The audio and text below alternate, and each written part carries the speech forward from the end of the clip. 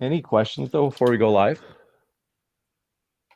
Just so I'm sure on the format, is it the same as what you sent in the email to me a little bit ago? Yeah, and I'll read that out just to be sure that everybody's on the same page, as I know this one was like a different format from usual. So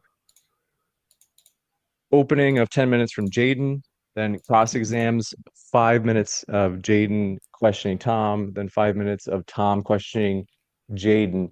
How strict do you guys want it to be on that? Like some people want like, hey, like just for real, like let's just stick to where only one person's asking the questions. Presumably that's what we're going to do because we have open dialogue later where it's a lot more free flowing. Does that make sense? Makes sense to me. Well, I said I wanted to give all my time to my cross exam side or whatever. So you don't want to ask questions to Jadon? No, I want to spend like, so if I'm not doing a 10-minute opening, I'm doing like a 30-second opening or whatever. I can take my 9 minutes left and add that to my cross exam time, my time for me to ask questions. Oh, you want to ask more questions Yeah. to Jadon, Yeah. and you'd rather do like a 1 minute opening. That's right, because we did, yeah. Jadon asked if you could do an opening because that way he has something that I actually can cross-examine you about. Yep. So, Jadon, are you okay with Tom's opening being only 1 minute? Yeah, that's fine. Hey, it's whatever. But would increasing the cross-exam time decrease the conversation time that you had allotted in the email for 40 minutes? Yeah, I was under the impression that it would Oh, be open dialogue that would be increased. that sounds good Are you too. guys Yeah, I didn't realize that was a okay? separate section, so that's fine. Works for me. So in that case, I have 10-minute opening from Jadon, 1 minute opening from Tom, 5 minutes of each of you cross-examining each other, and then switched. So another 5 minutes. It's just, alternate. And then open dialogue for 40 minutes, closings of 5 or less minutes. If you don't want yours, and then audience Q&A. You Let me said know we though. we would have 5-minute rebuttals in between cross-exam rounds. Did I read that Oh, you're correctly? right. I'm sorry about that. There is a 5 minute rebuttal uh, that Jadon would have between the cross exams. So in other words, like 5 minutes Jadon asking Tom questions and vice versa. Then a 5 minute rebuttal from Jadon. Tom, if you want, you can still have a 5 minute rebuttal Sure. if you want. And so it's like kind of like what we discussed. Not a big deal. Any last questions before we go? Tom, do you prefer if I call you Tom or TJump or something else? King Master of the Universe. Okay, I got you. I don't know what you call me. Some people just call me Jaden or Jay for short, so whatever works for you. I like it. And what I'm gonna do is let me just check to see if my Yeti. Oh, my Yeti's not. Okay, let me just work on this. Check. 1, 2, 3. Cool. All right, that's good. 1, 2, 3, 4. Cool. All right. Looks like we're pretty much ready to go. So what I'm gonna do is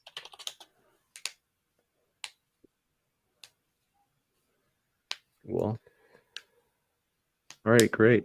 I'm gonna start the stream and then we'll be off to the races. So this is just the pre-debate screen, so they won't see or hear us yet, and then should have a good connection using Ethernet. Really excited about that. And yeah, thanks for being here, guys. And Jadon, if you have a link you want me to add to the description box, let me know, and I will happily add that for you. You don't have to, but even if it's not your own, like if you're just like, well, I love this apologist, I want it, please just put Reasonable Faith's link or something like that. That works too. No links to provide at this time. Just chilling. You got it.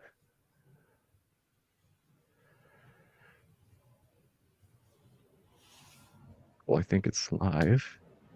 Excellent. It is. All right, cool.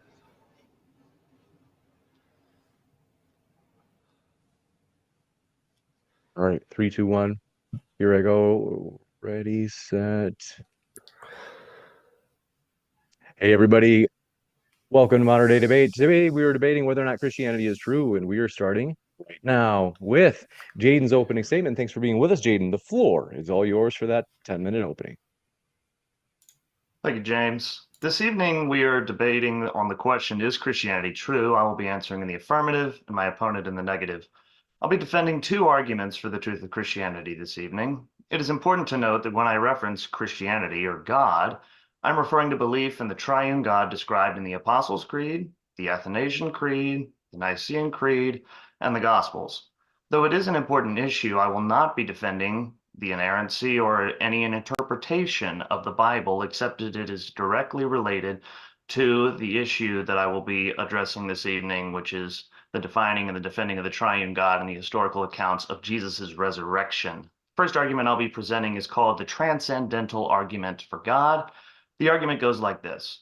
The triune God is the precondition for moral absolutes and obligations, the uniformity of nature, and universal laws of logic. Moral absolutes and obligations, the uniformity of nature, and universal laws of logic exist. Therefore, the triune God exists as their precondition. How exactly is the existence of the triune God the precondition? Because of the impossibility of the contrary. I argue that other than Christianity, no other worldview can serve as the precondition.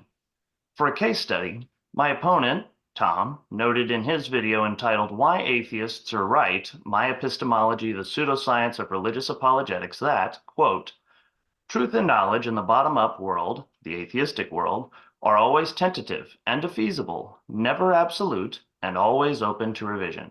This is because if there is no world above ours, whatever we think is true or is happening here in the world may not be true or may not be happening in the world above ours. Close quote. Given this prescription or description of truth and knowledge, my opponent denies the existence of absolutes when it comes to truth and knowledge. I must ask if such a conclusion is absolutely true. I would say, given my opponent's worldview, it is not. Is it true for all time that one ought to love their neighbor rather than eat their neighbor? According to my opponent's worldview, maybe. The school of science is dependent upon uniformity in nature, aka the inductive principle, which posits that the future will be like the past. For example, the gravity which holds us here, where we are now, will still be working in 5 minutes. How does one know if the universe is uniform in this manner? Well, it is certainly not through current or past sense experiences, such as noted by the atheistic philosopher Bertrand Russell when he says, the answer to this question, the question of the problem of induction, is not from an argument which starts from past futures alone. We have therefore still to seek for some principle which shall enable us to know that the future will follow the same laws as the past. Given this, as well as my opponent's previous statement, the uniformity of nature is quite surprising in a world where truth is only tentative, defeasible, and not absolute. What about universal laws of logic, such as the law of identity, contradiction, and the excluded middle? Such laws are universal, immaterial, and objective in nature, and are not mere human conventions, for there are Eastern and Western thinkers who deny, for example, the law of non-contradiction. This would be the yin and the yang. However, to do so is to join the parade of absurdity. Can such laws of logic exist in a chance universe? To quote Bertrand Russell again, quote, the universe is all spots and jumps without any unity, without continuity, without coherence or orderliness. Indeed, there is little but prejudice and habit to be said for the view that there is a world at all, close quote. Such is a world where truth and knowledge are defeasible, tentative, not absolute, and always subject to change. However, the Christian worldview has no such problems. On the Christian worldview, the triune God creates and sustains all things. Thus, uniformity and the laws of logic make sense as universal, immaterial, absolute truths. His goodness, justice, and holiness are reflected in the moral laws and obligations he gives men and women, which demand that one love his neighbor rather than eat his neighbor. Again, the transcendental argument for God is as follows. The triune God is the precondition for moral absolutes and obligations, the uniformity of nature, and universal laws of logic. Moral absolutes and obligations, the uniformity of nature, and universal laws of logic exist. Therefore, the triune God exists as their necessary precondition. The triune God serves as the precondition for such things because of the impossibility of the contrary, and it is incumbent upon my opponent to explain how his atheistic worldview provides the proper precondition for the three things noted in the argument. The second argument I'll be presenting this evening is the argument from the resurrection of Jesus Christ. My argument is that the resurrection of Jesus is the best explanation for the following evidences. The discovery of Jesus' tomb is multiply attested in very early independent sources which were utilized by both Mark and Matthew in the writings of their gospel accounts of the discovery of the empty tomb. Mark was written between 55 to 70 AD, and Matthew was written at a similar timeline between 55 to 80 AD, historians tell us. The Apostle Paul's writings to the church in Corinth years after the death of Jesus presupposes the tomb in Jerusalem was empty when it says that Christ is risen from the dead. I'll provide more on the importance of Jerusalem in a moment. The second historical evidence is that the earliest Jewish polemic presupposes the empty tomb. In the Gospel of Matthew, when the religious leaders hear report from the guards about the supposed resurrection of Jesus, they inform the guards to tell the people that the disciples have stolen the body. They did not instruct the soldiers to go to the tomb, open it up, and parade Jesus' body around the town and show them that the disciples' claims were clearly false. Of course, the latter would have been the easiest way to snuff out teachings of the disciples, but the latter was not an available option. Why? Because the tomb was empty. Also, the theft of the disciples was highly improbable given that there were Roman guards posted at Jesus' tomb when these men were mere fishermen and not trained soldiers, such as attested to in Matthew's gospel. Thirdly, there are several post-mortem appearances of Jesus following his death to over 500 eyewitnesses. Such appearances and eyewitness testimonies are recorded in the historical books of 1 Corinthians, Matthew, Mark, Luke, and John, which were all estimated by the majority of biblical historians to be written prior to 100 AD. Lastly, the origin of the Christian faith geographically can be traced back to Jerusalem, where Jesus had been crucified. Following the death of Jesus, just outside of Jerusalem, his disciples declared the resurrection of Jesus to the point of their own death. Upon this declaration, the Christian faith began to grow to Samaria and to the Gentile nations. This once again supports the fact that the tomb was empty. If it wasn't, the original religious leaders and non-believing Gentiles would simply have had to produce the body of Jesus to disprove this movement. But they did not, because they could not, because the tomb was empty.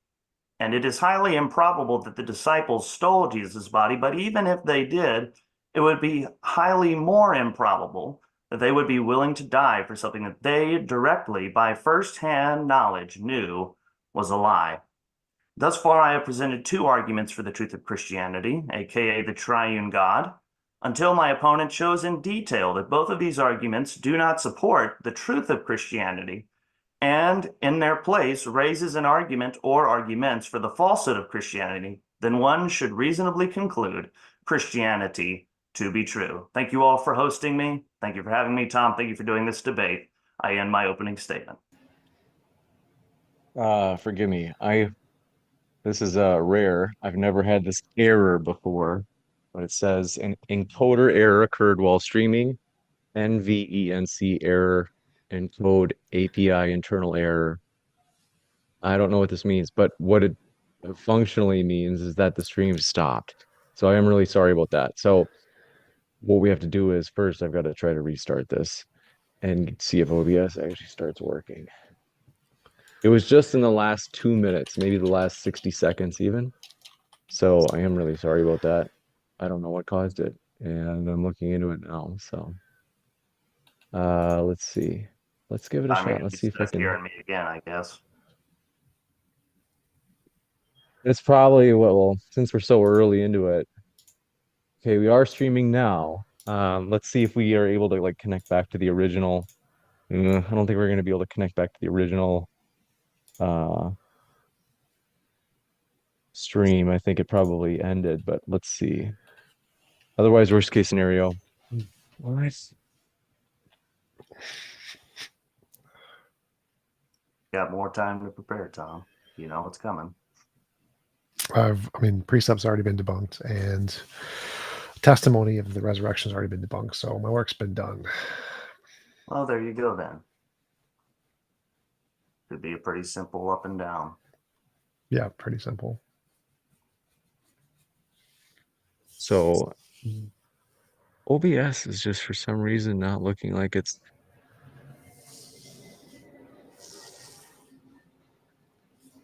So the internet connection is fine. I tested that several times today.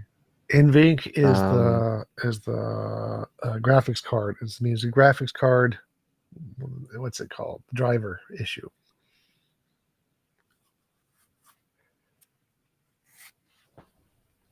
NVINC is usually NVIDIA.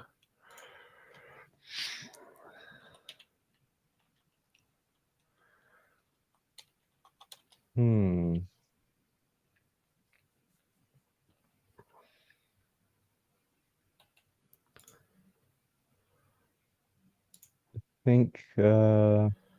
Think you're right. I got to figure out like how to fix that. Let me just. Yeah. You usually need to update the drivers on your graphics card. So you go to NVIDIA, the website, download, find whatever your graphics card is, and do the Hey, download everybody. thing. Welcome to Modern Data. The only strange thing is that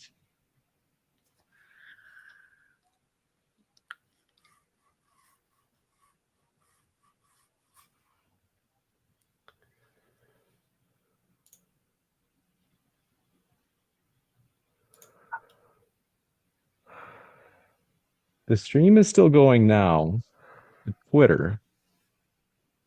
So it seems to, and then it seems to still be going to Kick and Twitch, but it's having trouble with YouTube. Um,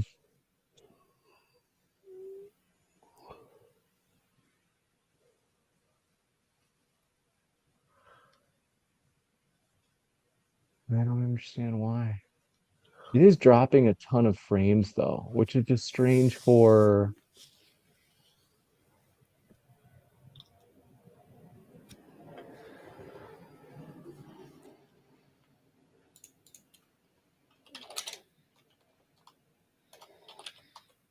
So it is being sent to Twitter. It's being sent everywhere except YouTube. Except it's also having a ton of drop frames as if the internet was like really weak. Oh, it's not the internet, it's the graphics card. Your graphics card is doing the work, and the graphics card doesn't have the right encoder update.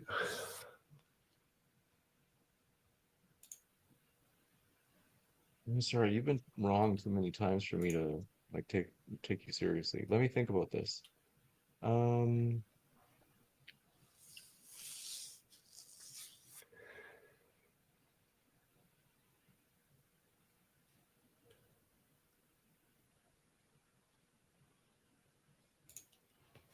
hmm.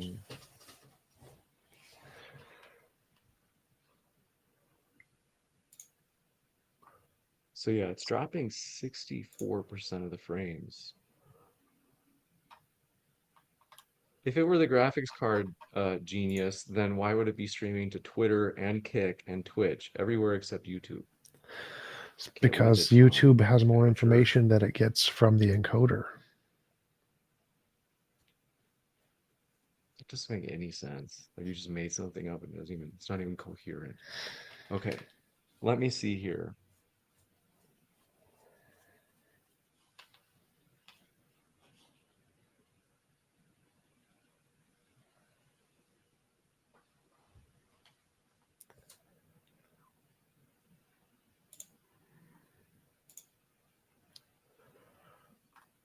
Set this spinning wheel here.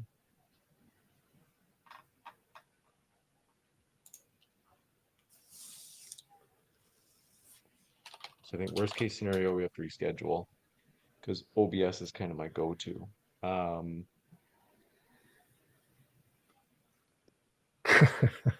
Remove James's face to save pixels. It's a good idea. I like it.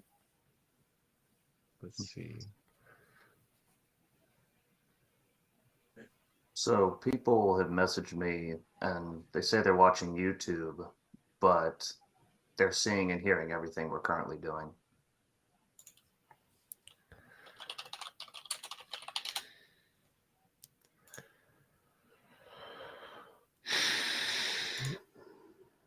It might be that they're just watching like the video on demand of when we were talking before.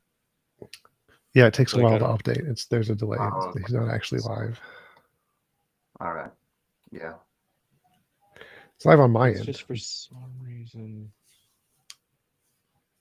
They might be watching it on my channel.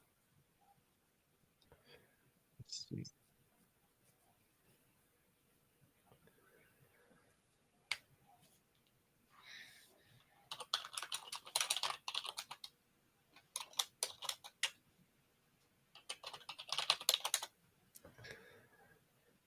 Yeah, still dropping about 60% of frames. You do know there's literally a setting in OBS where you tell your graphics card to do the processing for you, and that's probably what you're doing. And because you don't have the right update, that's probably why it's dropping frames. What I'll do is, before we give up, I will check OBS if it needs updates. Check my computer if it needs updates. Graphics If card. those work, Graphics then card. we'll be good. Otherwise, we'll have to reschedule. I am sorry about that. Graphics card. Check graphics card.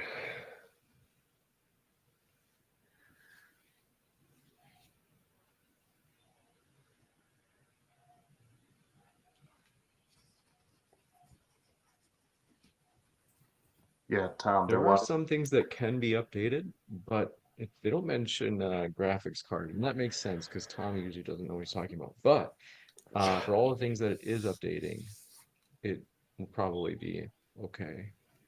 Because whatever's wrong, there were a lot of things OBS listed.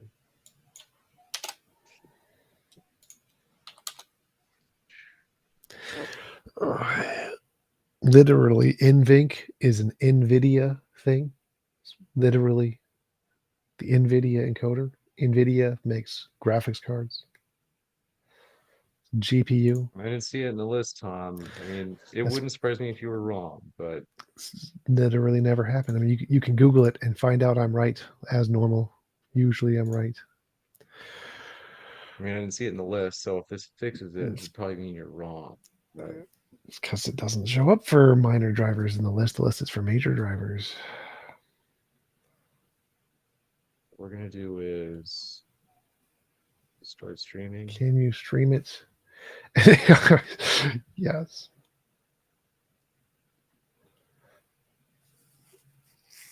Oh, still dropping a lot of frames even after the updates. Wow. I wonder why.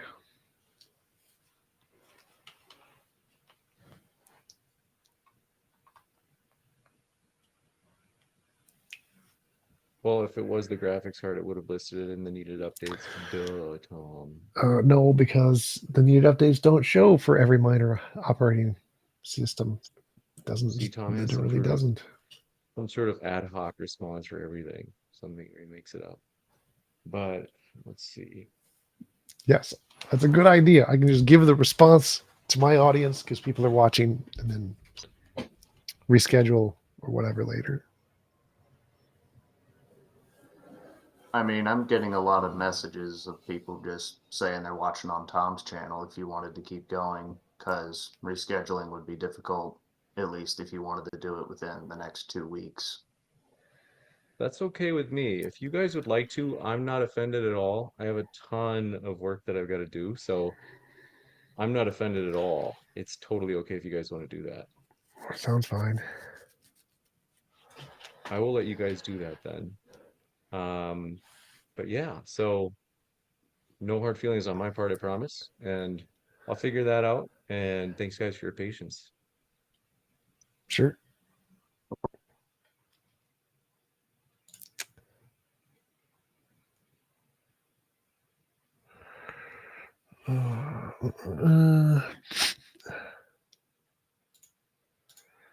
Settings, camera, video. Cam link. Close. That one. Yes, James ended the Zoom because his computer broke and he doesn't know how to fix his drivers. James rage quitted. James did rage quit. That is what happened. James raged quit.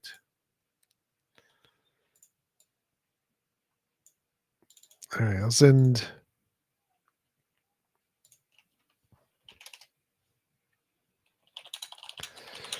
To what's his name? Logan.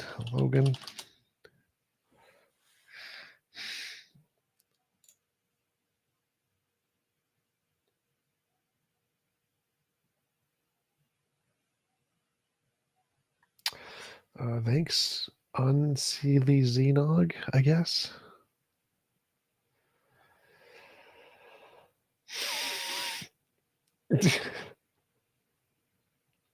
Yeah, so I don't have Logan's contact information.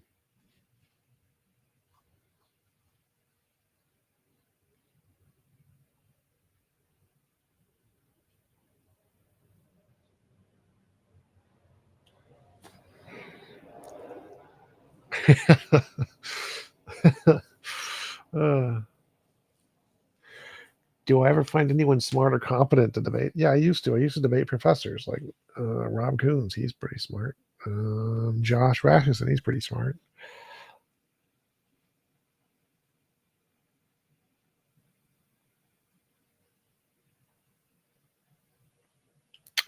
So James ended the Zoom thingy. So it closed and we couldn't continue. And so I sent a link to James so he can send it to Logan, essentially. Coherency of the Trinity. Am I a Jesus mythicist? No. I think Jesus likely existed.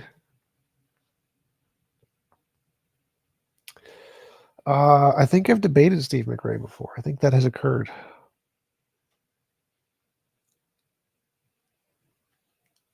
think there was one on the controversy with Kyle or whatever. Lee, do I get tired of listening to the woeful Jesus or Christian evidences? Maybe.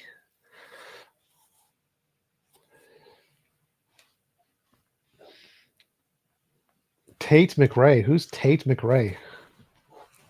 Is that like a Steve McRae joke? I don't get it.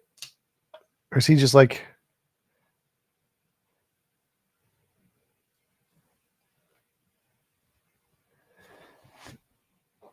Yes, they do match my purse. They're amazing. Matches my Jimmy John's bike delivery job. Hello, Jadon. How's it going? It's been a while. Same Jadon that we had the conversation with on the channel a while ago. Oh no, the Jadon from the stream, Jadon. James should have sent you an email with the link in it. Hopefully.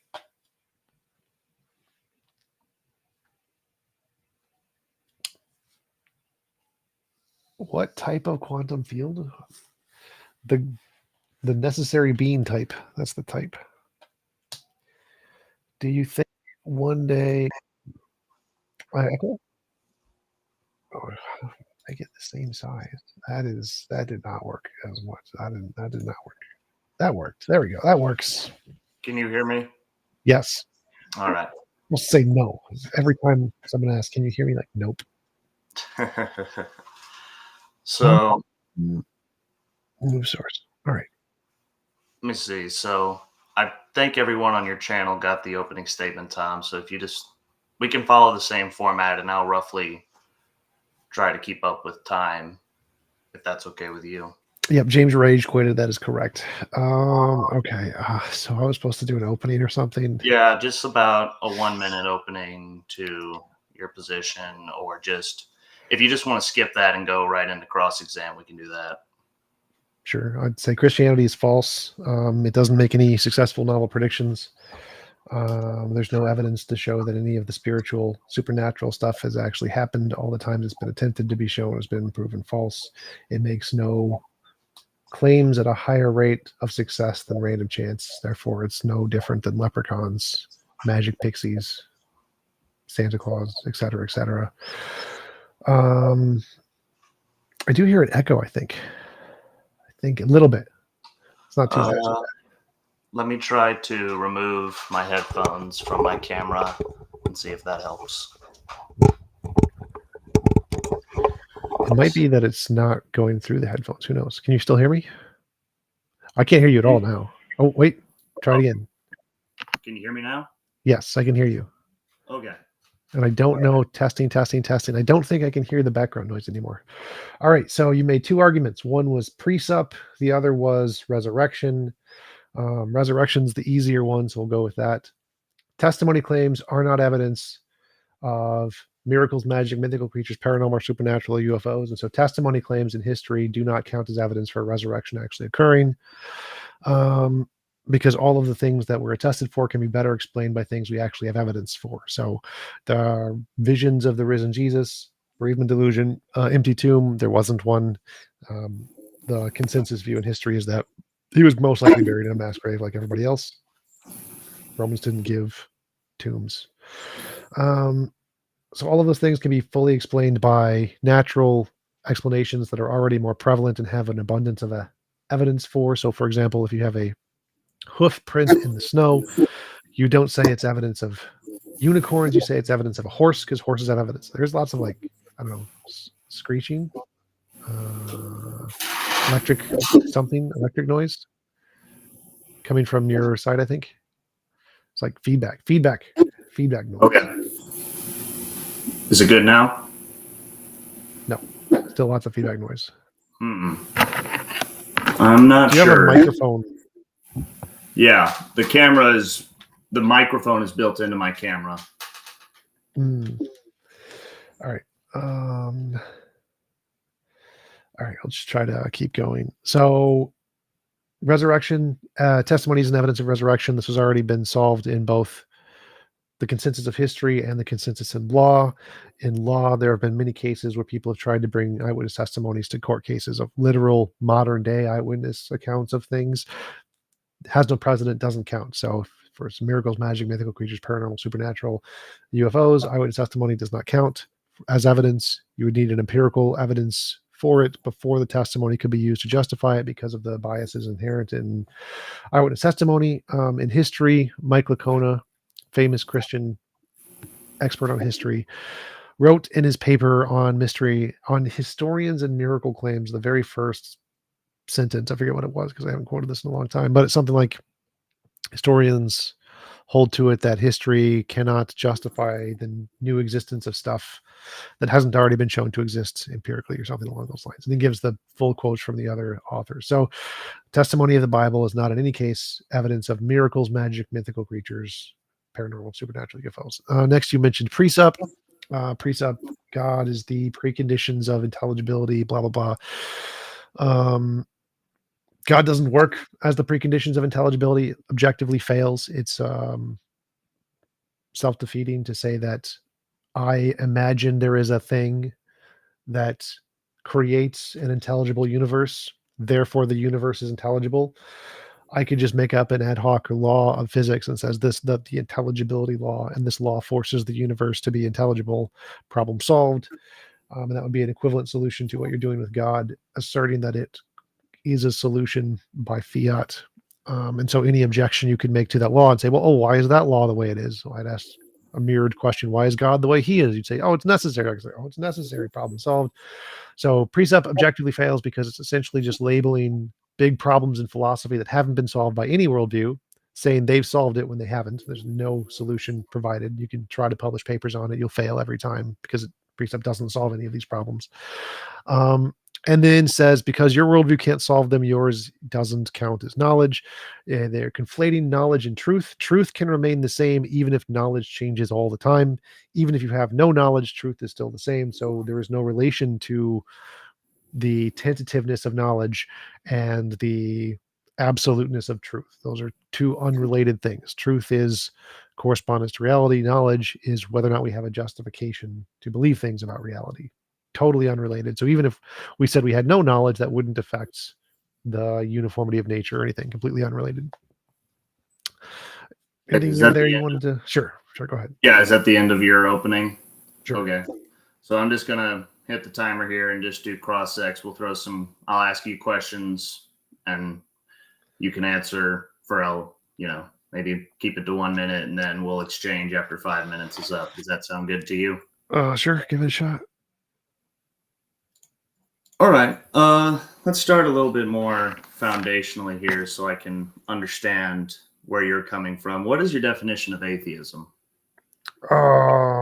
There's lots of different versions of atheism. Atheism is just not believing in a God or rejecting a belief in God. Would that be your position? My position is more nuanced. I include in the definition that there is no evidence of God. Okay. So under that definition of atheism, couldn't a fideistic Christian, one who doesn't believe there's reasons or arguments for God, fit under that definition? Sure, they would be an epistemic atheist. Yeah. So real under your definition. So just so I'm clear, under your definition of atheism, Christians or other religious groups that believe in God, who just don't believe there's any epistemic reasons or arguments for God, would fit under your definition of atheism. It would be an epistemic atheist. So in philosophy, you can have subsets of ideologies. Like an ontological atheist would be someone who believes there is no God. An epistemic atheist would be there's no evidence of a God. A methodological atheist would be someone who adopts atheism for the purpose of some methodology. Those are very consistent things that are applied in many different variations.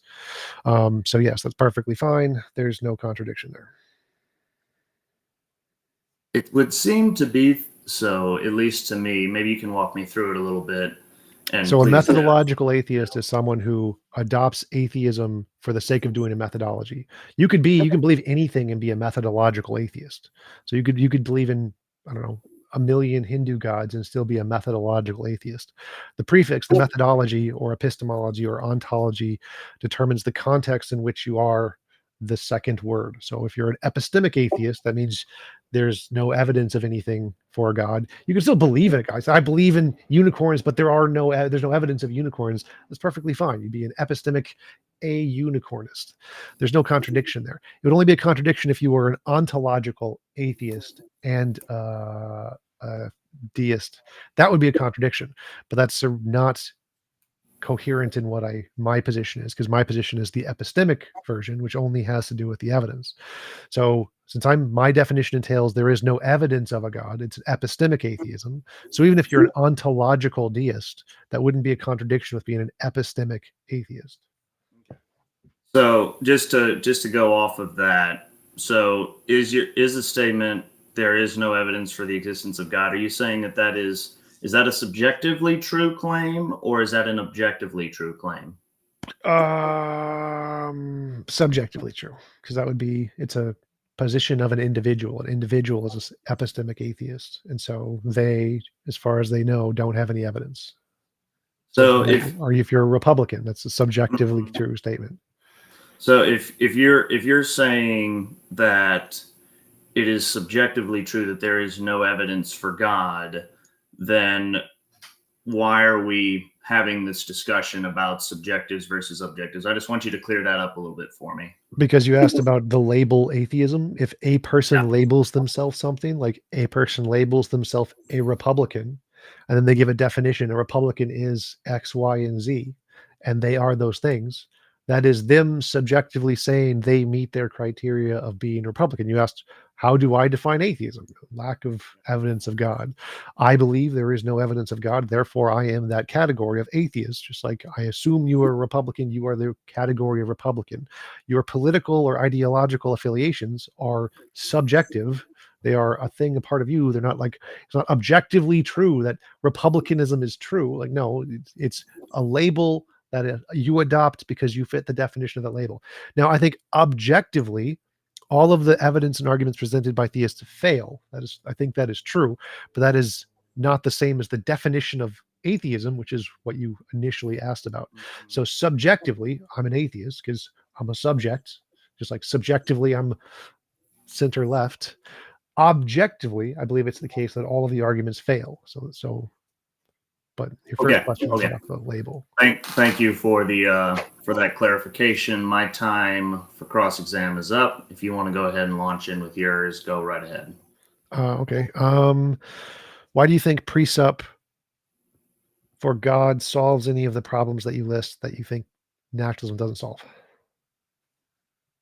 Could you list a specific one? Are you just talking about one Uniformity of of the nature. ones so the uniformity of nature, like the problem of induction? Sure. Those are two different problems, but yes. Yeah, just uniformity in nature, problem of induction.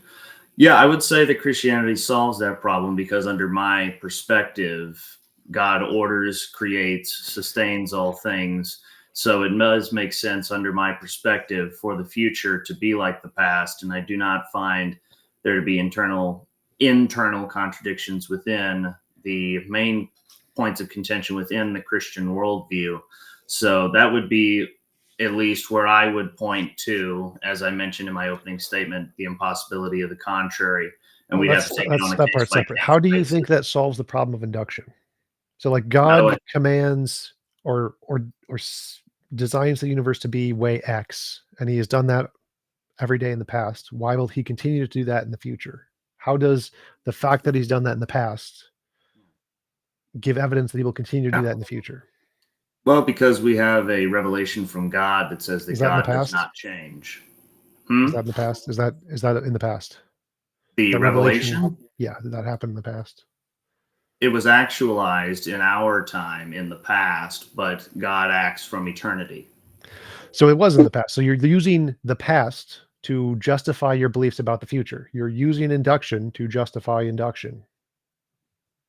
No, because the God is saying and setting these orders from eternity, and they were only actualized for us, but we know from his revelation, which he is in his perspective, in his purview, has revealed on his timetable in his time Okay, for but us today. you aren't in eternity. You only have access to regular eternity. So all of these things you're saying are things you got from the past. Well, all these things that I'm saying are got from a revelation that is consistent with an eternal God. You got all of this information in a timeline, and all of it was in the past of the timeline. Is that a question? Yes. All of these things you're mentioning, like you read it in the Bible, you got knowledge from God from reading the Bible, whatever. You got all of this from the past. Your past experience.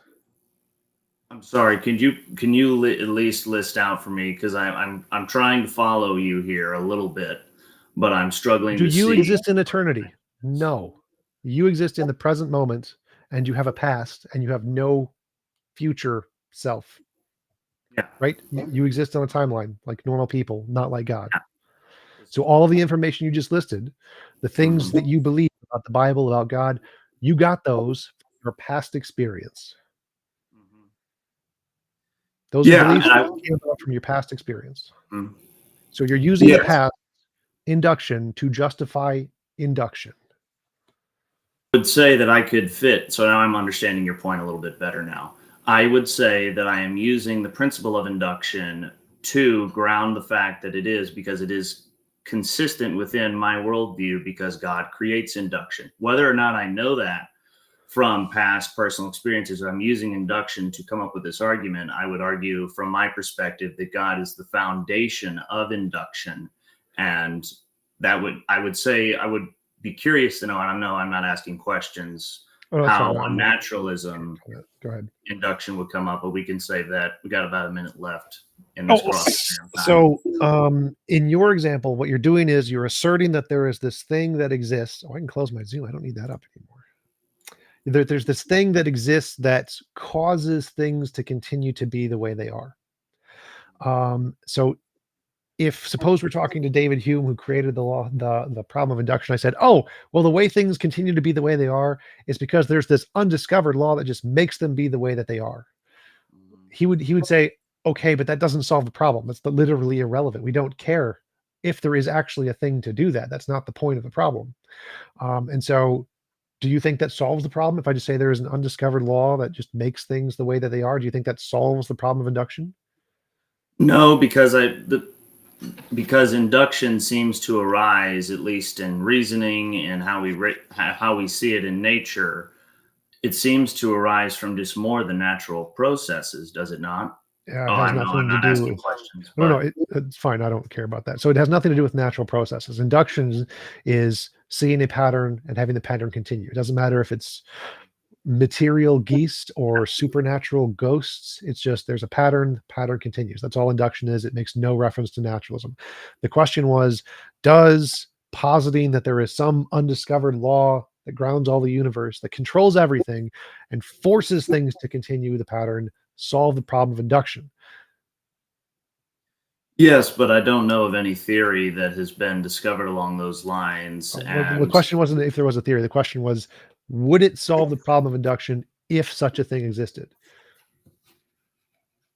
would a theory this magical or this supposed Undiscovered theory law of physics. solve the so what would you are you asking, would that undiscovered law of physics that we would discover at some point down the line solve the problem of induction? Is that your question? As you see it. So as you see the problem of induction, if I posited or discovered some law of physics that just forces things to continue to be the way they are, would that solve the problem of induction in the way that you understand the problem? Yes, it would. And I then, but that just backs the court. That's just backing up the question. Another one. Then the question would arise: well, what provides for this universal law or principle, and what would that be? And I would say that the best explanation for me would just be God.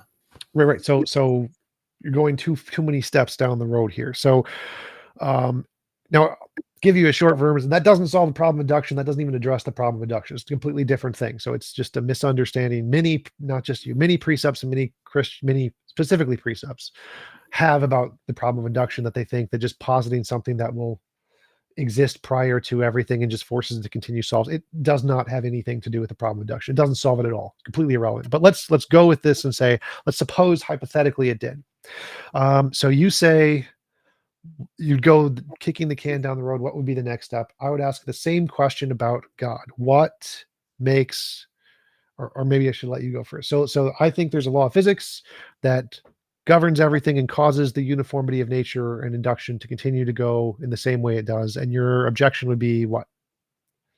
My objection would be, what is the grounding of that law? Just positing that there's going to be another law that defines that. That, in my mind, raises just another question. Well, okay, if this law governs this observation which we are making in nature about induction, then where does that law emerge from? That would be the question that I would wonder about and ask. And maybe So I would just say it's the fundamental nature of reality. Okay. So maybe we can just shift slightly again, so I can just kind of get to different things here, because I do have an event and an assignment that I need to do a little bit later on this evening. So just launching into another 5 minutes a piece, and then we can go to open discussion just a little bit. But on your worldview, what does it mean for something to be morally wrong? Depends. Like, are you asking for the definition of what I think morality is, or are you asking the correspondence of what I think morality corresponds to? We will just go with the question of what morality is. What is morality on your worldview? Well, so I think morality is an undiscovered law of physics. Okay, so would you say that that would be a form of pantheism then? No. Pantheism is the view that God is a part of the world, but encompasses more. No, I don't think there is a God. Okay, so allow me to then ask this question. Do you agree with this statement you made in an interview a few weeks ago? Well, it may have been a few months ago. Quote, morality is a description of the best of all possible worlds. Do you agree with that statement? Yeah. Okay, then allow me to follow that up with this. Who defines the best of all possible world, or what defines, from your perspective, the best of all possible worlds? Best is a word that describes the maximization of some property. The property in this case is the property of morality. Okay. So What best of all is- possible worlds is a label that I'm using to describe a morally perfect world. What would a morally perfect world be in your worldview? A world where there is no involuntary imposition of will, or a world where it's impossible to force anyone to do anything they don't consent to doing. Okay. Okay. Thank you. For example, just to come up with one, isn't a parent preventing their child from doing something harmful to themselves? Is that an immoral action? Yes, because it would be unnecessary if the world were not constrained in such a way. So, for example, let's say the child's running towards the street and the parent grabs them and stops them or whatever. The reason that grabbing them and stopping them is justified is because if they run into the street, they're going to get hit by a car. And so the imposition of grabbing them is a lesser imposition than what would happen if they got hit by the car. Now, if physics were such that being run over by a car couldn't affect you, like if they had could just turn ethereal or something. So if it was impossible to force anyone to do anything they didn't consent to doing, such as being hit by a car, then there would be no justification for grabbing the child and stopping them from running into the street. That would simply be child abuse. So yes, it is immoral if we were in the best of all possible worlds. Since we aren't, it's a justified immoral action. Okay. So from your perspective, where does this obligation to move towards the best of all possible worlds arise from? There is no obligation. My model doesn't have obligations or oughts in that sense. Morality is a thing that exists. And so since it exists, what it corresponds to is a truth statement. You don't need oughts in that. Oughts are hypothetical imperatives that we impose on the truth statements. So just to go back to something I had mentioned in my opening statement, it's a little cheeky, but just to give us a case example out there. From your perspective, why is it better for us to love our neighbor than to eat our neighbor? Well, if the question. neighbor doesn't consent, then that would be an involuntary imposition of consent. And that's why it would be better to not eat them. So can you repeat that last part? I didn't get that part. Okay, so my definition of morality is any involuntary imposition of will is immoral. So it's forcing people to do things they don't consent to doing. So if the neighbor doesn't want to be eaten and you eat them, that would be an involuntary imposition of will, which would be immoral. Mm-hmm. Okay. So, well, why would that? Because just a moment ago, and when we were talking about preventing children, and this will be my last question before I hand it back off to you, in our study about why it's better to discipline their children, isn't that still, what if in the case of the neighbor or a great majority of people that have practiced in the past cannibalism, would you go with sort of I'm trying to just figure out what you are meaning in this statement and sort of coinciding in your answer over here with the eating your neighbor portion with also the discipline portion from the parenting to children.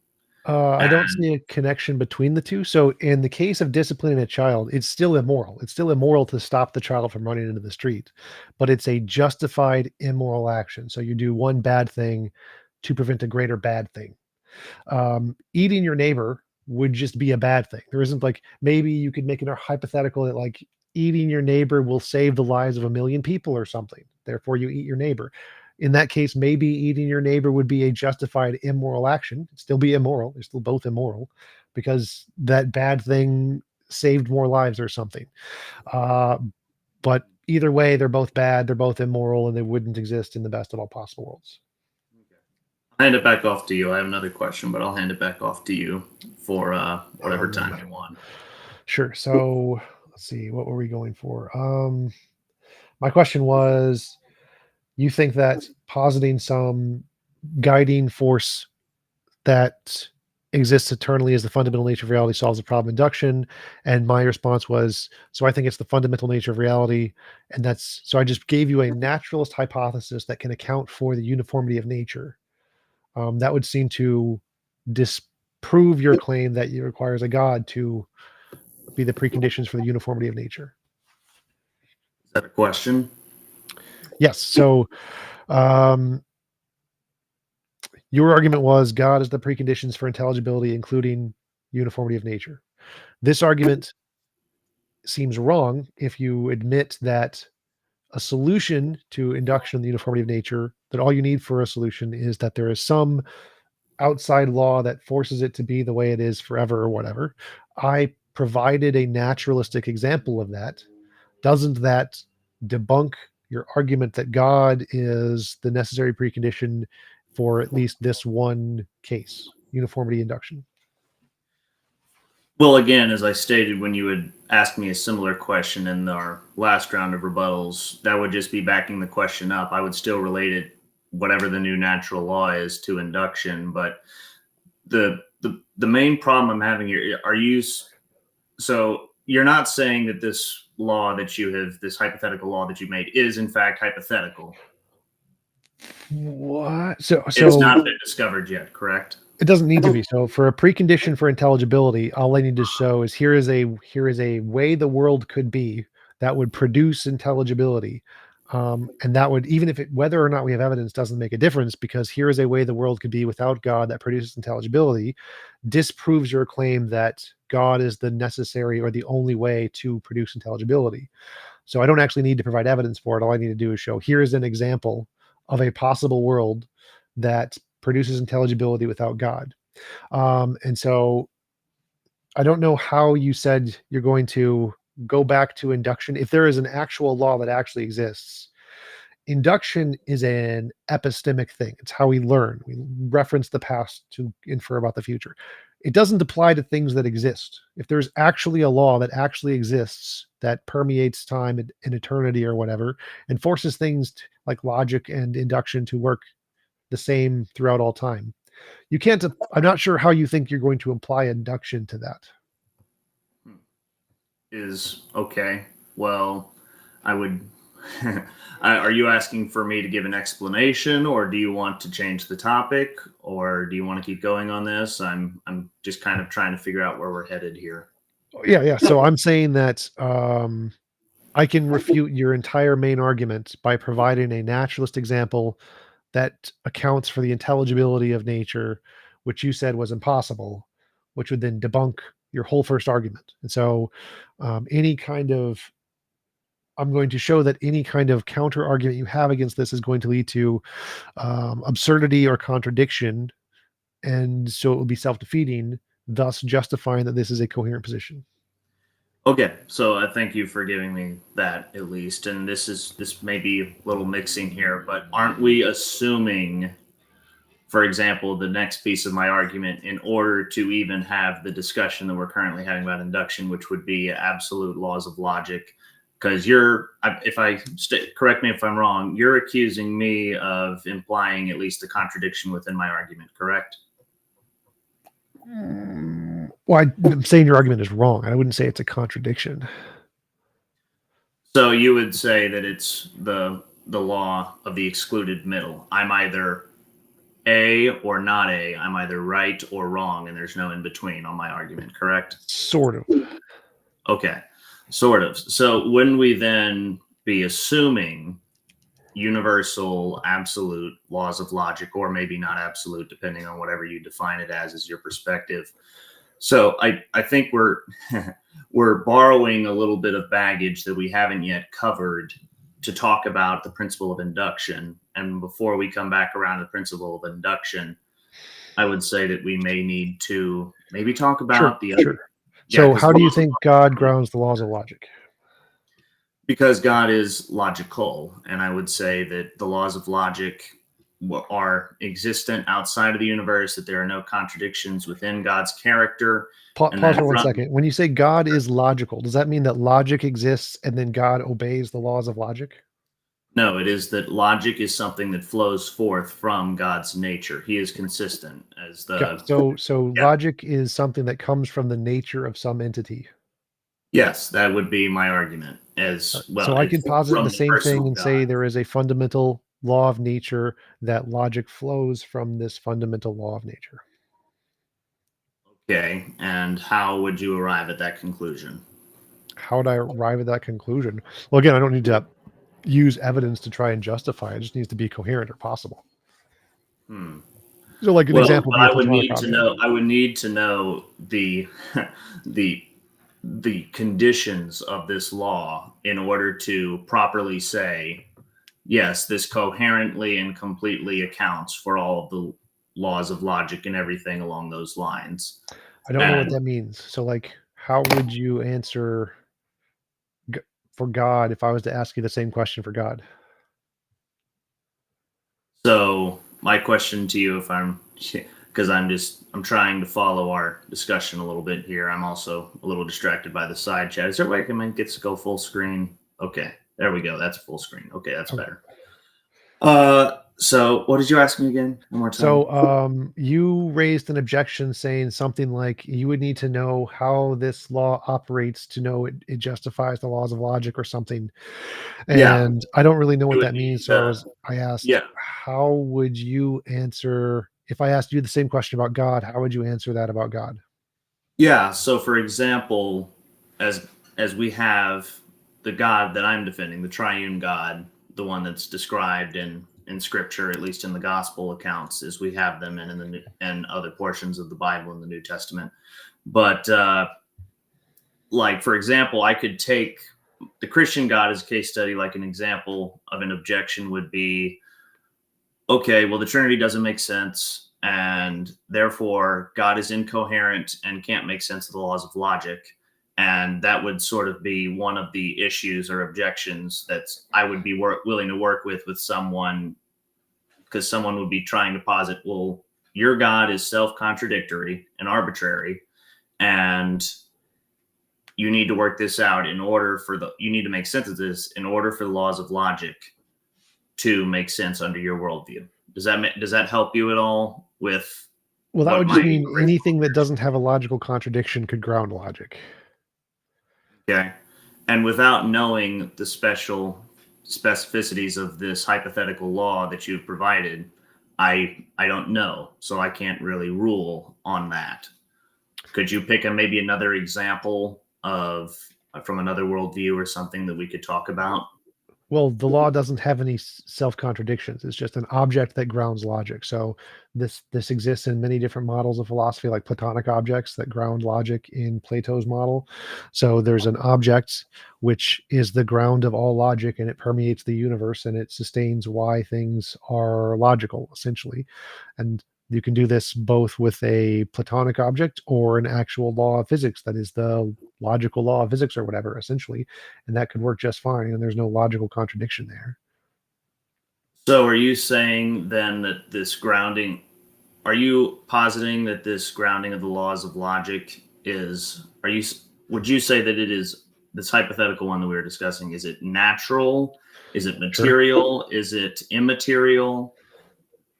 Well, my view would be natural material. The Platonic objects are immaterial. I don't think they would fit into the natural realm. Don't really know. But yeah, my view is natural material. Okay.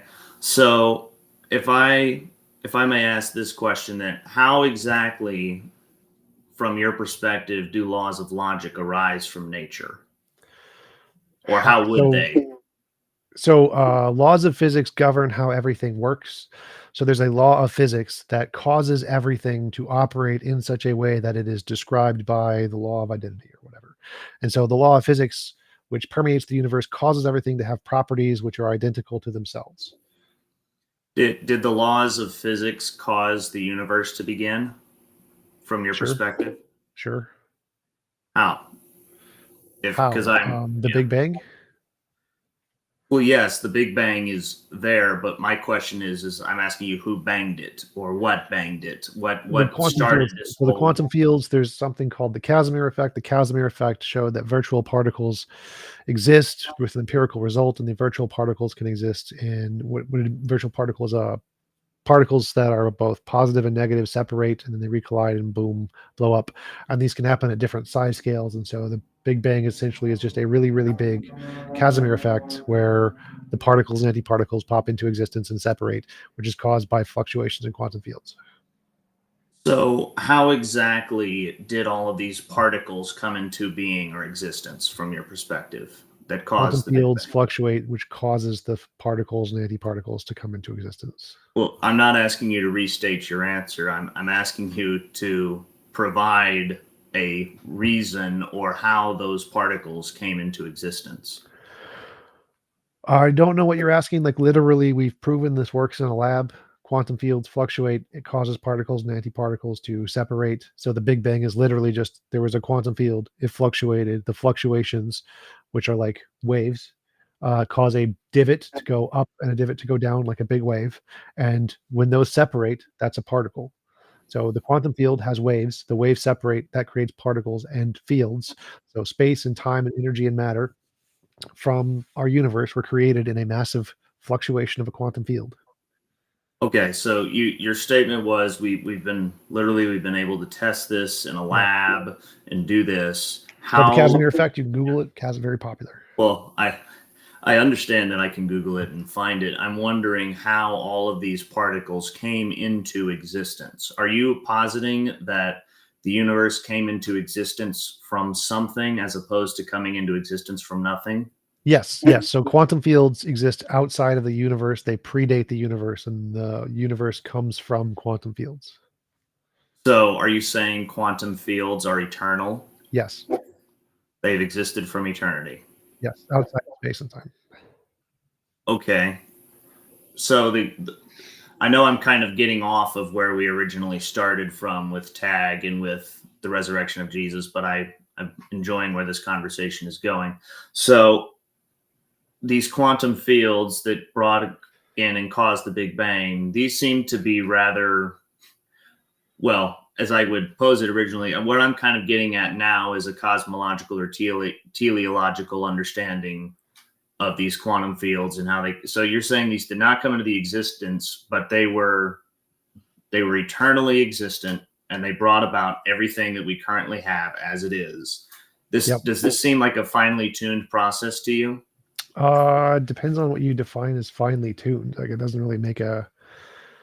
Like in physics, it's defined as simply a system that is constrained by a certain set of laws, which is sure.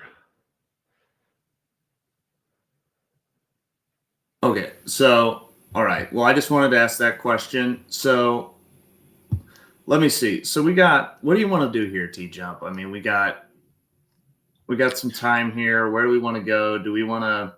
Well, I want to continue down my line of reasoning to show that I can show that naturalism is a better account for the preconditions of intelligibility of the gut. That would defeat all precept, presumably. So that seems like a good argument.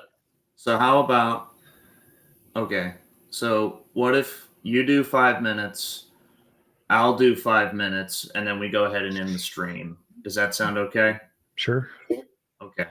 You go ahead with your 5 minutes, sir. So intelligibility is essentially the ability for us to understand things, and that can be accounted for by essentially a law of physics that exists that causes the universe to be a certain way. Lays the laws of logic, uniformity of nature, which is next required, but let's just for the sake of argument, let's say it is uniformity of nature, and whatever other things you need can be perfectly accounted for in a natural universe where there is laws that are fundamental to reality that cause the universe to be this way with no need for a god. All right.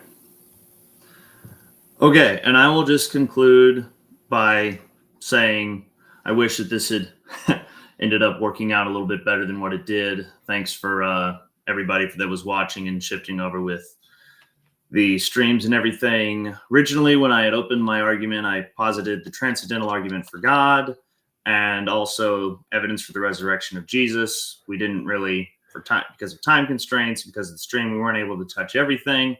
But so far, my opponent has posited the idea that there are perfectly natural explanations that could possibly exist for the 3 points that I had cited. God is the precondition for moral absolutes and obligations, the uniformity of nature, universal laws of logic. And I would argue that those points that he brought up along the naturalistic lines are not found yet, and I don't think that they will be, but even if they are, that I would say that would just back the question up further. And again, I will just cite my opponent here. Truth and knowledge is in the bottom-up world are always tentative to feasible, never absolute, and always open to revision. And from that perspective, I would just ask, and all those listening going forward, are moral absolutes, are eating your neighbor, things like that, or not eating your neighbor, uniformity, nature, laws of logic, are those always subject to change? Could those change in the conversation that we've had so far? I'd say not, but we don't have super much time to go to TJump. Thanks for inviting me on the stream. Appreciate you doing that. And yeah, you got any Sure. final One thoughts you thing want to that I share? would. Go ahead, man. Well, yeah. So there's one thing that the other precepts are probably going to get very angry with you about. So just to help you with your Fine. precept, precept God is necessary. He's necessarily the only way to ground knowledge. So if I can even give you a model, like just think of one, that would prove God isn't necessary anymore. Because that if there's any alternative, whether it's discovered or not, doesn't make a difference to the precept argument. What matters is it's not even possible. There's got to be a contradiction in it before it even exists. So even if you can even think of one, precept is debunked. So the precepts are going to be very angry with you if you grant that it just hasn't been discovered yet, because you have to show that it can't even exist in imagination. It has to have a contradiction. That would just be my advice for you to work on your precept. Yeah, I was trying to. I don't exactly. This is just a little behind the scenes, so we're going to talk about this. But precept is actually something that I'm just getting used to. Noonie, I wanted to try it out and see how it went, and I was trying to revise it in some ways to make it a little more defensible. But yeah, Good luck. yeah, well, I know it's a tough line of logic to go with, but yeah, and in the future, if we want to get on again, maybe talk a little bit more from a traditional classical apologetic perspective about the resurrection of Jesus or something, that'd be great. Yeah, sure. I'm definitely open to have another man. conversation with you. Yeah, yeah, and I think you know a friend of mine, Hunter Bissett, from I think he's over at NC State right now, and I know that I think you invited him on the channel before and stuff, and he was saying before this, he was like, "Man, precept is not a good idea. Don't do it." And I was like, "I'm gonna try it, man. I'm gonna try it, and we're gonna see if it works." But yeah, I'd still wonder on some points, but yeah, we won't bring those up right now. But yeah, man, thanks for doing this, and love to get on and chat again sometime. All right. Yeah, sure. Let's set up another one with modern day debate. We can do like the resurrection or something. Yeah, yeah. Blessings to you, man. And Yep. just to close our time together, and or at least I'll hop off the stream and you can keep doing whatever you want to do. But just want to say that, throw out maybe Pascal's wager a little bit, but just so you know that God loves you. He died for your sins. He sent his son to die for you. And he died for me. He healed me. I used to be paralyzed and in a wheelchair. God loves you. And if you repent and believe the gospel, you'll be saved for all of eternity. That may be cheesy, maybe cheeky. I'm just throwing it out there for you because as a good Christian, that's what I'm supposed to do. All right, man. Sugar babies is what cured me from my depression. So, well, there's still time, brother. All right. You have a good rest of your day. All right. you too. Peace out. Peace out. All right. Yeah, Pascal's wager. Okay then.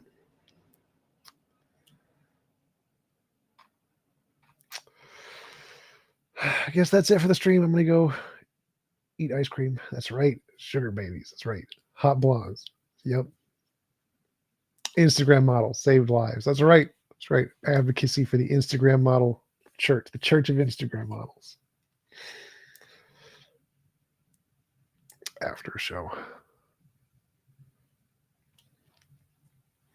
Yeah, I don't think he was lying about the wheelchair part, though I don't think his curing was likely from God. It was probably spontaneous remission, most likely, which does happen. Call my homies up. I don't have homies. I have no friends. Only people I want to spend time with is Instagram models. Church of OnlyFans. Yes. Yes, we'll start the Church of OnlyFans. Yeah, I don't think Moses existed. Moses probably didn't exist.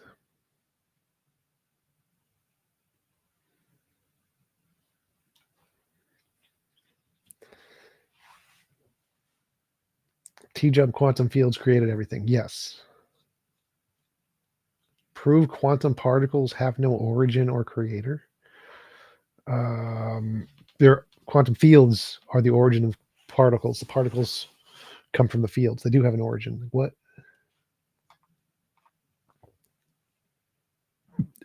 Prove quantum. I just did your question, Steve. Blessed is the holy chair, the sugar babies, and the objective morality.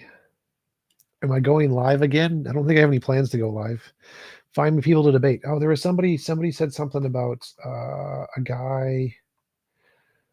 Was it Winston's mom? He suggested somebody. I saw a comment somewhere about that. And you didn't hear back and you wanted me to message him or something.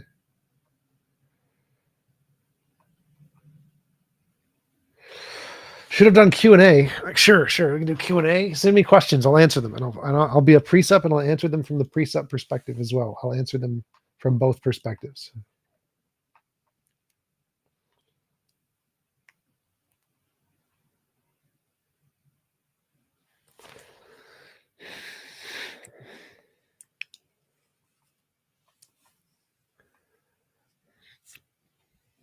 TJump needs to debate Jesus.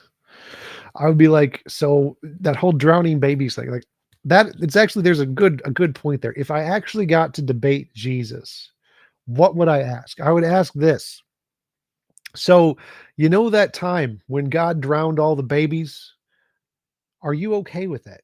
Did you condone this? Did you think it was a good idea that your sky daddy drowned babies? I would ask him that. That is what I would ask Jesus if I could debate Jesus.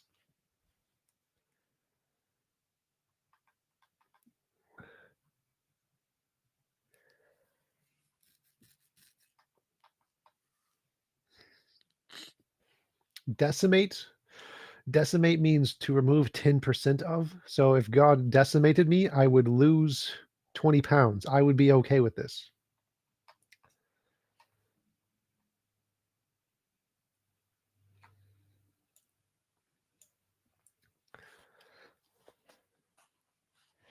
What are you talking about? Fluctuations in quantum fields create quantum particles. It's literally, I mean, the fields don't technically. It's the fluctuations in the fields that creates them.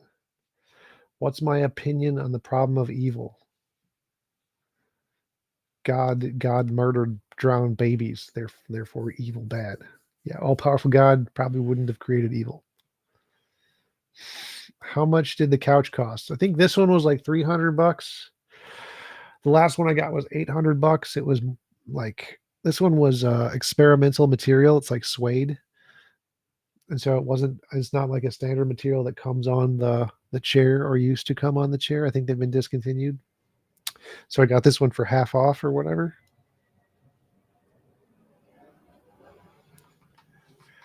And I got it at an outlet, Lazy Boy outlet, Slumberland outlet or whatever. So it was already cheaper.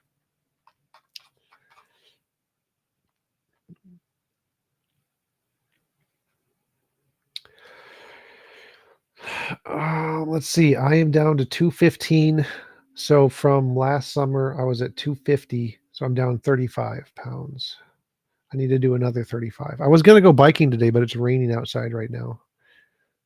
When did you get Spider-Man Tobey Maguire haircut? Looks good. I got the nails too.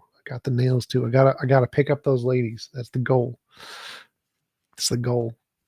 I still haven't found a successful way to do that yet, like consistently. Sucks. Was Jesus illiterate? Can God be all-knowing and not know how to read and write? That's funny.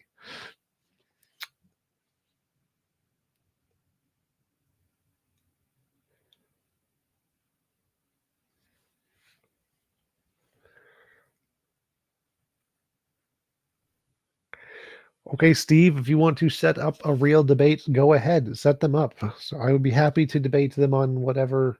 I don't know what topic would you want me to debate them on? Philosophy of religion. I don't know specifically what part of philosophy of religion you would want to debate. My focus is apologetics and the arguments for God. Like, I don't know that much about the history of the Christian faith or whatever. Yes, sugar babies like my haircut. That is correct.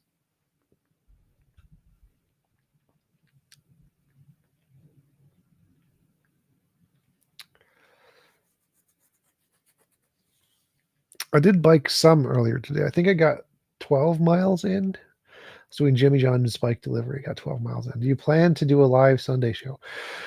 This Sunday I think is probably going to be just a repeat, an old video. I think that Randolph said he couldn't do the regular Sunday show because he had some family something or another, and so he's going to postpone it a week.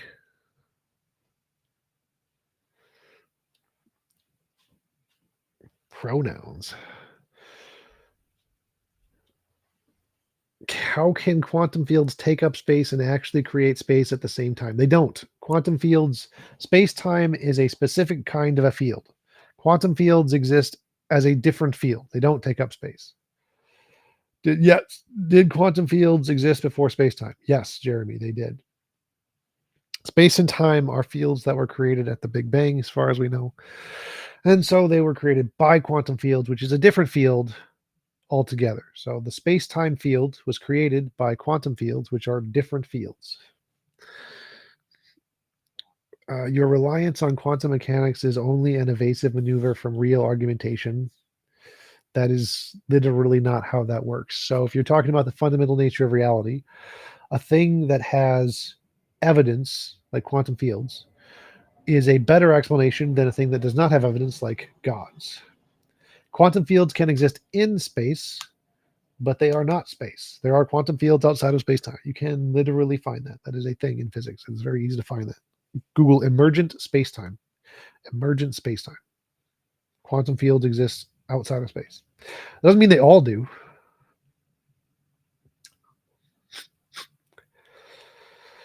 How are you doing, Tom? Also, do you lift weights? I used to lift weights. I'm doing okay. I'm not doing great. I'm doing okay. What I need is a way to meet more super cute Instagram models. I need to find like a job or hobby where I can meet 18 to 20-year-old Instagram models. That's what I really need in life. What should we be relying on? Science. Period. That is so true, Jerry. If you repeat Sunday shows, I can't tell the difference because they are similar. Yep, they are pretty much identical. That's why I can get away with it. Thoughts on Anne Rand? I don't really have many thoughts on her. Do you skip leg days? I do bike delivery for Jimmy John's. I bike 20 to 40 miles every day. Every day is my leg day. TJump, become a fitness instructor. That could work as a way to meet like 18 to 22-year-olds, maybe. Belief in God does have a warrant to believe if in nothing. What? That's not a coherent sentence. No, I am not limiting existence to only material things. My argument applies to all things, both material and immaterial. Anyone in the world who would Donald Trump give me the most views, 100%. If I could debate anyone in the world, Donald Trump. Like for intellectual content, maybe William Lane Craig or something, but Donald Trump. Yes, 18. I think the woman who I dated, who I enjoyed the most being with the most, was 18.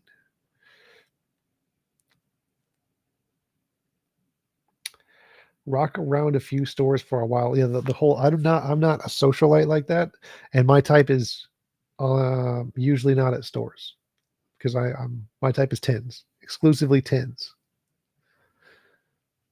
It's hard to find them. A yoga instructor.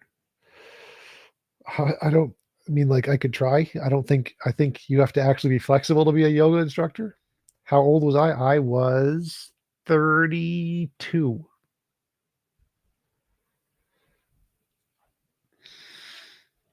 See you, Dave.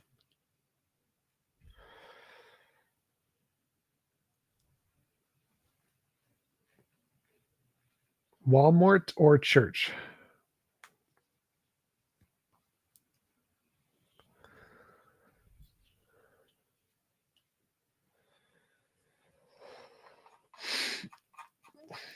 Don't know how you got Walmart out of there. Like Walmart. How old am I? I am 35. What's better, 110 or 2 5s? I'm not attracted to anyone who's below a 10. So like dating someone who's a below a 10 would be like dating Antangelo to me.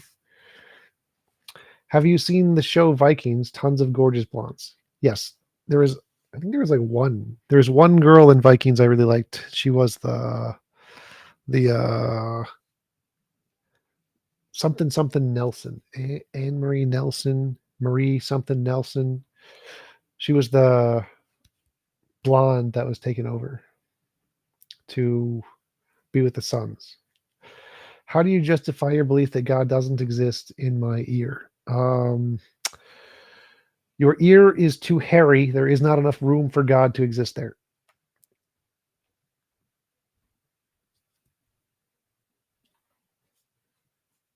No, quantum fields are not electromagnetic fields. Electromagnetic fields are a different field. Like electromagnetic fields could be considered like one kind of quantum field. Immaterial and intangible. So Steve asks, please clarify your understanding of immaterial and intangible. Immaterial and intangible could be other ontologies that are not physical. So non-material, non-energy based. That could be other things that could exist.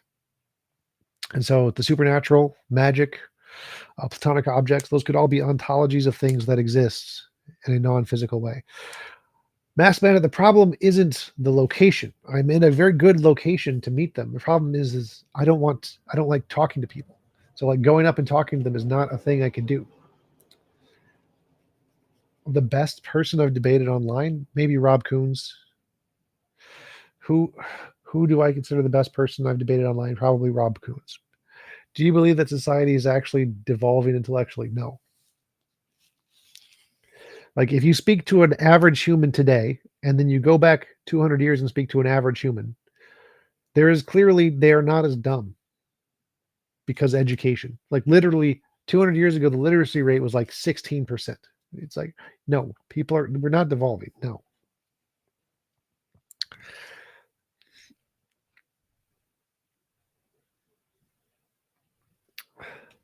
Do a meet and greet. Are you going to come to Minnesota?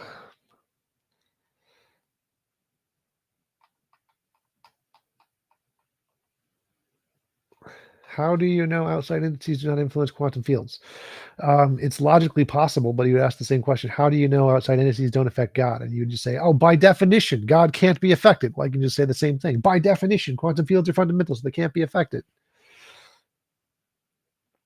I have a lot of haters in my fan club. That is totally fine. Haters send super chats too.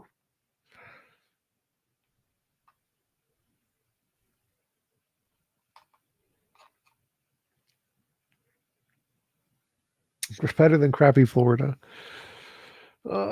Florida actually wasn't that bad. I went to Miami.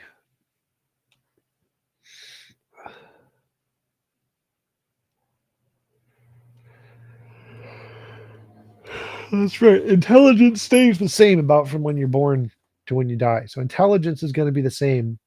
The difference is going to be the level of education. So intellectual regression would be a lower level of education.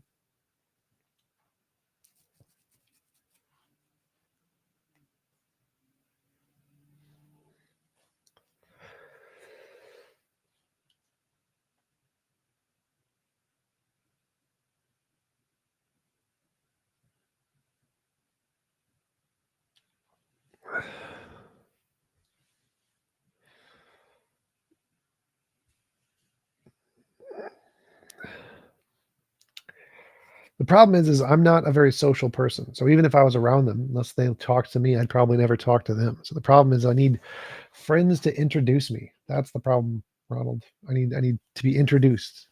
A community or friend group or something that can introduce me. That is the only way it would actually work, because I'm not going to ever like go up and talk to them. It's just not a thing for me. Too introverted. Jeremy Nolan, are the quantum fields you are referring to have always existed and nothing created them? Yes. Dumb. I don't care.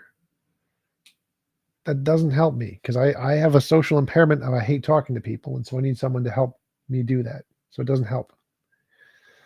Am I a Dune fan? It was okay. The new Dune movies were okay. I didn't read the books. I didn't like the old Dune movies because you literally just couldn't see through the thing. I've been to tons of D&D groups and game nights. They're all too old for me. Like 18 to 22. 18, 22. Meetups, D&D groups are all like 30. Game nights are like 28.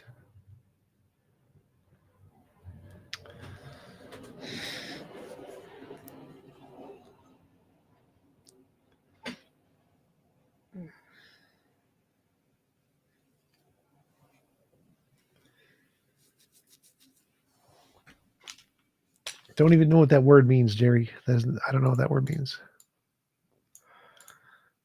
Sapiosexual? I don't know what that means. Oh, people who are attracted to intelligence. Is that what it is? Yeah, I have a hard enough time just finding people I'm attracted to. I don't really care what they like. Yes, that is correct, Simbi. Get a gig at a college. That's why I started working at Jimmy John's at Dinkytown. That's exactly what I did.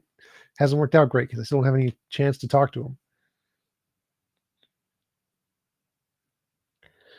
Why is this more comfortable for me? Because I don't care.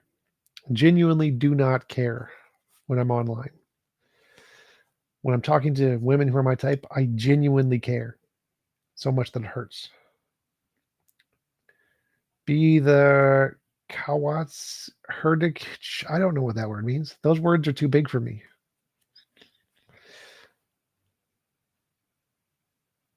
I have not tried my ideology. Like just go into my YouTube channel and look up the professors I've tried it against. Rob Coons, Josh Rasmussen, Luke Barnes, the world's Hugh Ross, Jeff Zwirig. Like I've tried it against the world's leading experts in these fields.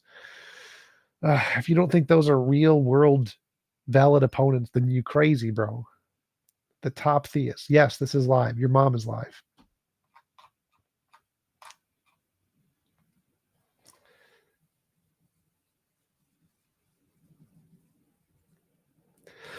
Well, the problem isn't like after the conversation started, it's easy. That part I can do pretty easily. The problem is starting the conversation, getting to know somebody. Getting to know someone I'm attracted to is not easy. A bud tender? A bartender, you mean? A bud tender? I don't know what a bud tender is. Bartender, like even in those situations, I don't know if it actually worked. Bartender might work. Maybe I've thought about that.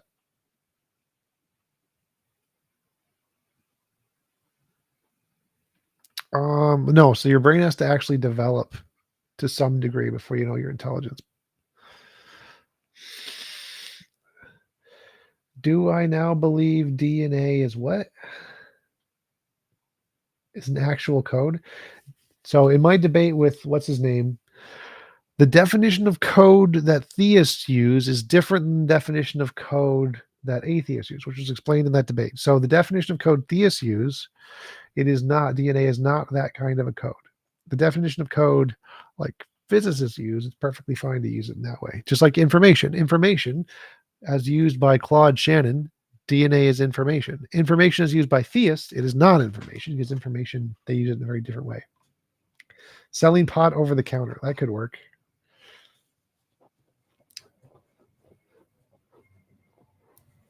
Example of my type: Rachel Brockman, Cicely Rose, Ivanita Lomeli, Clary Krimashi. Have I ever TJump pickup line? Have you ever heard about objective morality? Yes. It's like going to a bar and be like, "Hey, you want to talk about Hegel?" It's great, great line, great line.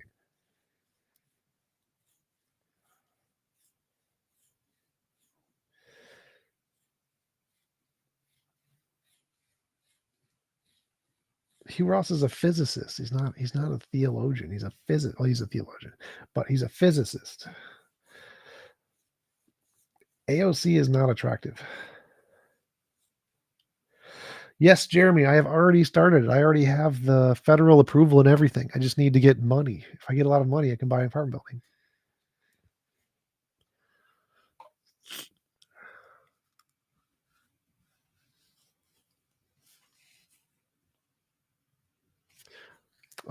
Darth is too afraid to debate me.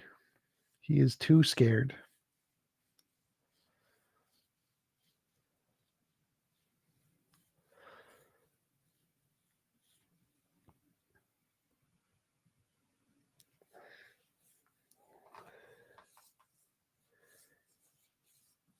That's right. She's not blonde. So Rachel Brockman is a brunette, but I don't care because she's a 10.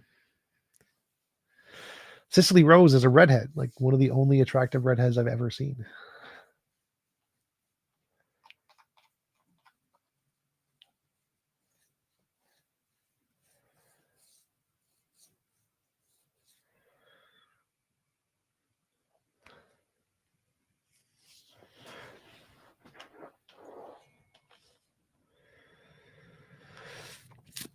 Sure. I'll take $2,000. Sure. Ox Noise. Go ahead. Send PayPal me. I will mail it to you.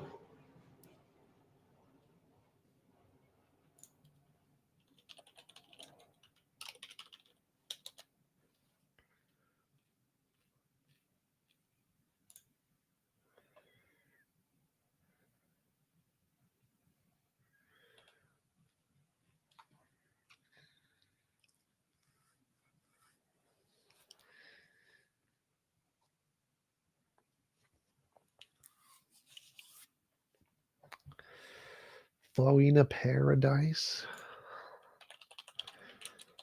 Does sound like a stripper name.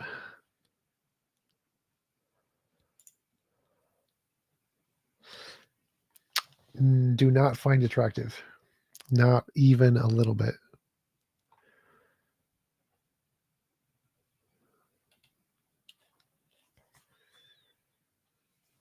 Gotta have the money first, Ox Noise.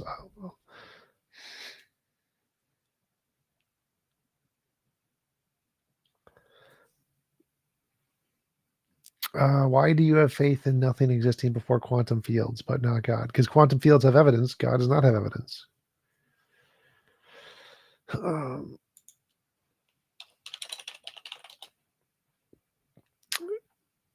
Yep, she's Jen Selter, too old, not attracted, butt's too big. Don't like her face. Don't like her nose. Not attractive. Decent abs.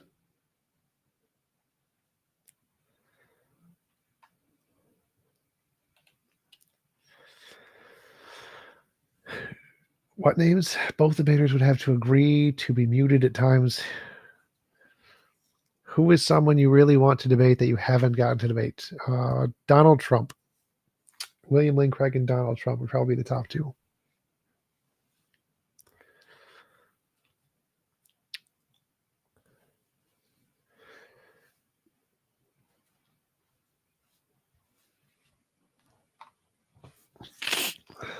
Yes, I have extremely particular standards.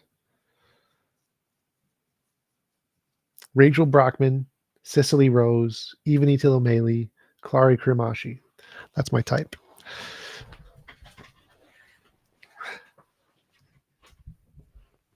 Learn CPR, become a lifeguard. I thought about doing that. That was the one I thought about. Coffee shop barista, bartender. Those are the things I've thought about. Job at life at Lululemon job.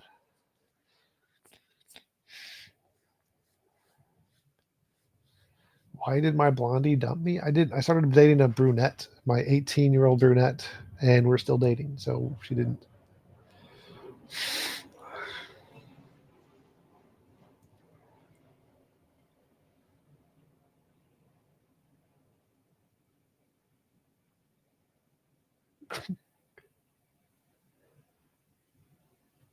Be Larry off of SpongeBob? I don't even know what that means.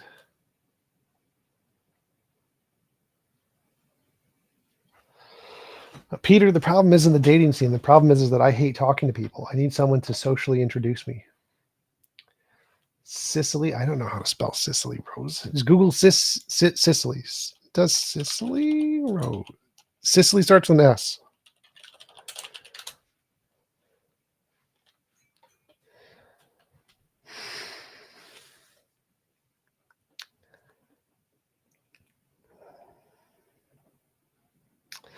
I need to lose another 30 pounds before I can become a lifeguard so I can get abs.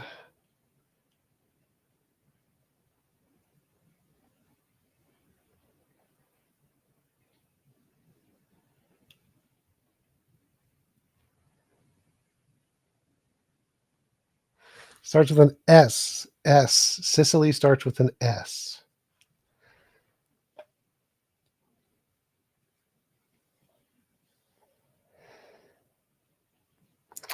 You can't build abs. You need to lose body weight. Everybody has abs. You just need to get a low enough body fat percentage. Thank you, Peter. You are my only hope. What is the most convincing argument I've ever heard? So the fine-tuning arguments for DNA prior to us knowing anything about DNA is a good argument. So like if we just discovered DNA, it looks like a code. You'd say it's a code. But then we discovered more. Would I debate Vosh again? Sure. Do you believe he's just a grifter? I don't know what that means. I don't know what you mean by a grifter.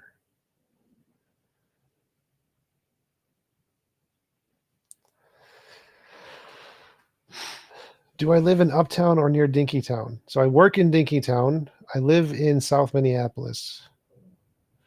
I work in Uptown. The Jimmy John's in both of those places.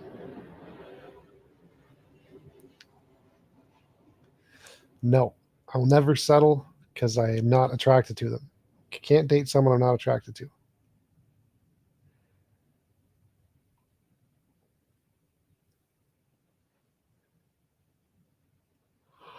Water equals H2O equals agua. Yes, that was funny. That was funny. Vosh did kind of get crushed in that debate. That was funny.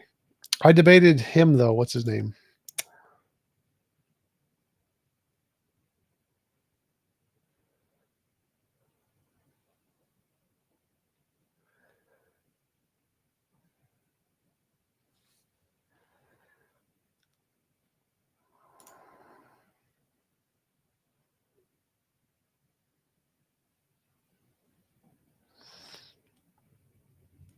Woodbury? I am in Hennepin County.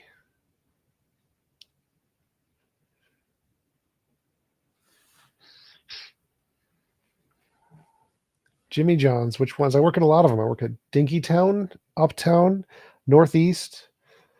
So Dinkytown, I work on Saturdays because I don't like doing Dinkytown all that much. It didn't work. Northeast, I do Mondays, Fridays. I'm doing East End and downtown tomorrow. And then I'm doing 9th Street on Thursday, 9th Street downtown on Thursday.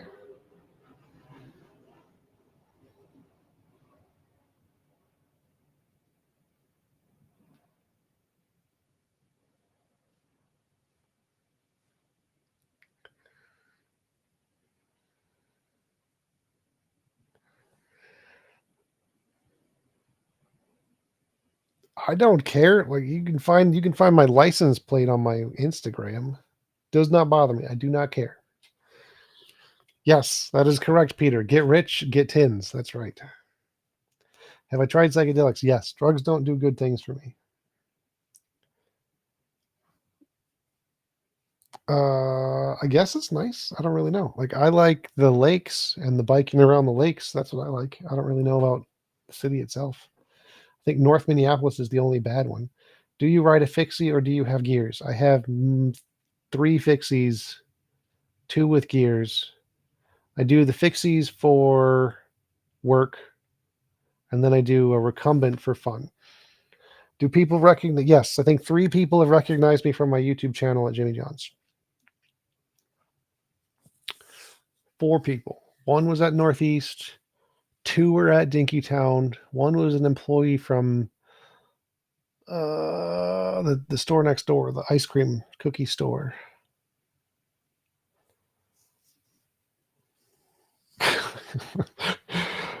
What are they gonna do? Like say, what is your precondition for intelligibility? Throw a sandwich at them. I find all places boring. I've not found a fun place. Did they leave a nice tip? I don't think so. I don't think they have a setting for tips in shop.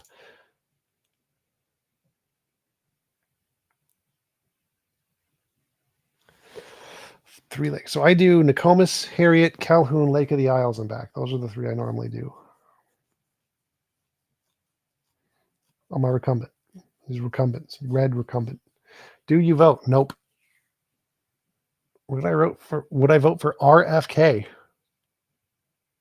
Who's RFK? I don't know who RFK is. RFK Jr.? Is that Kennedy?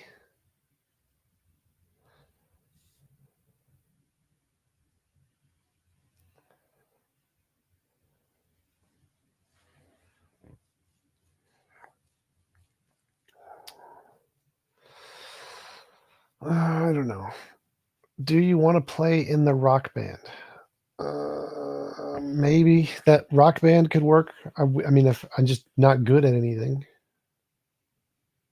Thank you for the super chat, Peter. Appreciate it.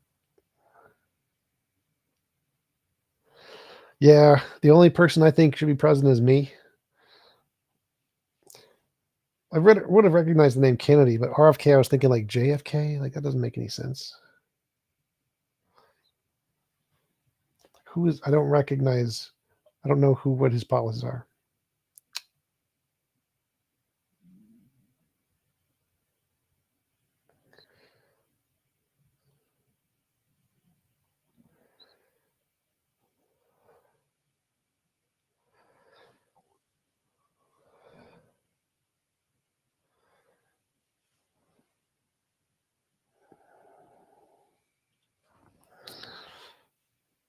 Yeah, I think my trip is exactly 24 miles from Nokomis, Harriet, Calhoun Lake of the Isles and back is exactly 24 miles a marathon. Have I ever watched Future by Design? And what about yet? AI Government would be best, is the best option. I've never watched Future by Design.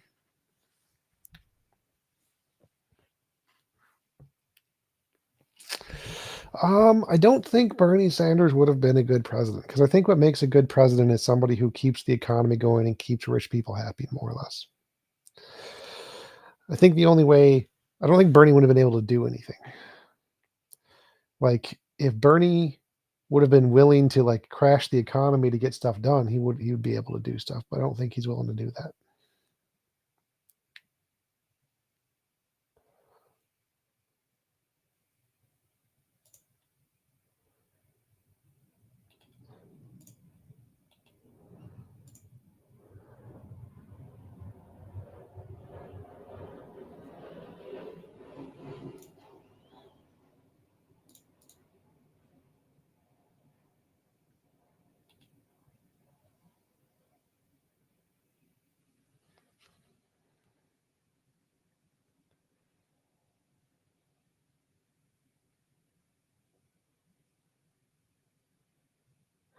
Jeremy, is it not true that if you can test and prove something supernatural is real, then it's no longer supernatural? Like, no. Like, supernatural would mean a new ontology, a new kind of stuff that is made up of something other than matter and energy, essentially. So you could have supernatural things that could be discovered and they would still be supernatural. You just have to make sure that they are discovered to be a new kind of ontology. Are you a doomer with global warming? No, I don't. I think the projections are that global warming will kill about 10 million people in 100 years. But in 100 years, 7 billion people will die. Because it's 100 years, all people on Earth will die. So it's the projections aren't actually that bad for global warming. Like 10 million people will die or something. Yes, single issue bills, no omnibills.